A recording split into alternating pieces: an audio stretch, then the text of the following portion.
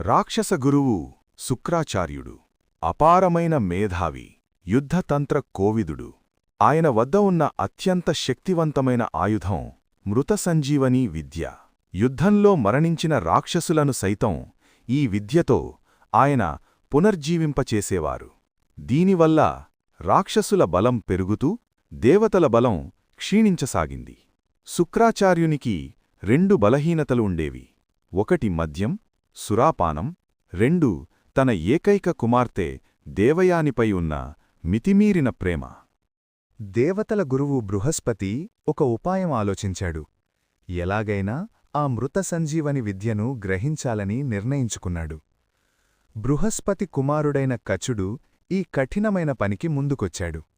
నాయనా, కేవలం తెలివితేటలు సరిపోవు, తంత్రం కూడా కావాలి.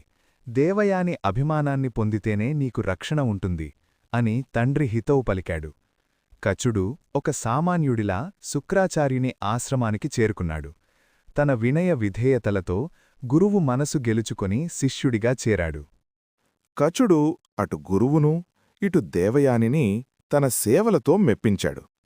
ఇది చూసి అసూయ చెందిన రాక్షసులు కచుడిని అడవిలో చంపేశారు. కాని శుక్రాచార్యుడు తన విద్యతో అతడిని బతికించాడు.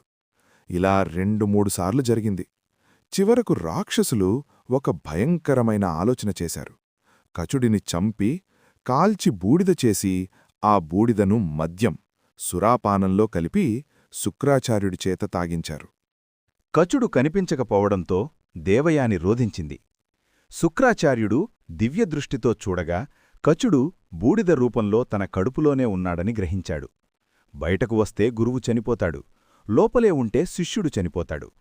తన కూతురి ప్రాణప్రదమైన కచుడిని కాపాడటానికి శుక్రాచార్యుడు తన ఉదరంలో ఉన్న కచుడికే మృతసంజీవని విద్యను ఉపదేశించాడు.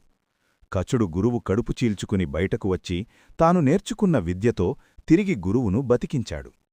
మద్యం వల్ల, అతి మమకారం వల్ల తన శత్రువుకే పరమ రహస్యమైన విద్యను నేర్పాల్సి వచ్చిందని శుక్రాచార్యుడు పశ్చాత్తాపపడ్డాడు. ఆ క్షణమే ఆయన ఇకపై ఎన్నడూ మద్యం ముట్టను, ఎవ్వరిపైనా అతిగా మక్కువ పెంచుకోను అని కఠిన నిర్ణయం తీసుకున్నాడు. జ్ఞానానికి వ్యసనం తోడైతే కలిగే నష్టానికి ఈ కథ ఒక గొప్ప ఉదాహరణ.